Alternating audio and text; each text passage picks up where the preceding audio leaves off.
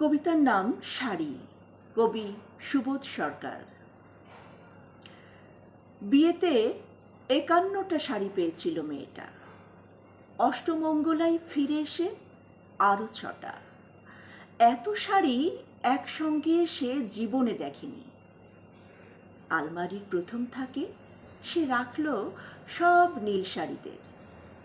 হালকা নীল একটাকে জড়িয়ে ধরে বলল, তুই আমার আকাশ।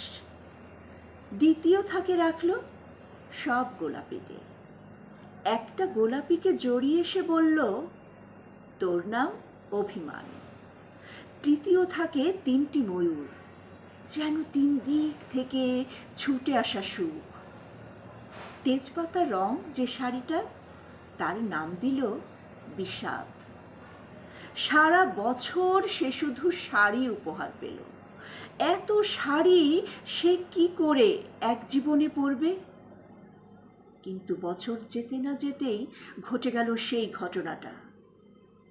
সন্ধ্যের মুখে মেয়েটি বেরিয়েছিল স্বামীর সাথে চাইনিজ খেতে। কাপড়ে মুখ বাঁধা ৩টি ছেলে এসে দাঁড়ালো। স্বামীর তলপেটে ঢুকে গেল ১২ ইঞ্চি, ওপর থেকে নিচে, নিচে থেকে ডান দিকে, যাকে বলে এল। পড়ে রইল খাবার, চিলি ফিশ থেকে তখনও ধোঁয়া উঠছে। এর নাম রাজনীতি, বলেছিল পাড়ার লোকেরা। বিয়েতে ৫১টা শাড়ি পেয়েছিল মেয়েটা। অষ্টমঙ্গলায় ফিরে এসে আরও ৬টা।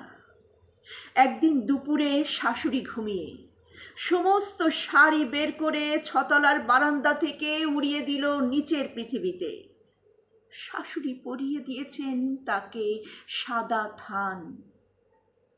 ১৯ বছরের একটা মেয়ে, সে একা। কিন্তু সেই থানও এক ঝটকায় খুলে নিল ৩ জন। পাড়ার মোড়ে একটি সদ্য নগ্ন বিধবা মেয়ে দৌড়াচ্ছে আর চিৎকার করছে, বাঁচাও বাঁচাও। পিছনে ৩ জন, সে কি উল্লাস! নির্বাক পাড়ার লোকেরা। বিয়েতে ৫১টা শাড়ি পেয়েছিল মেয়েটা। অষ্টমঙ্গলায় ফিরে এসে আরও ৬টা।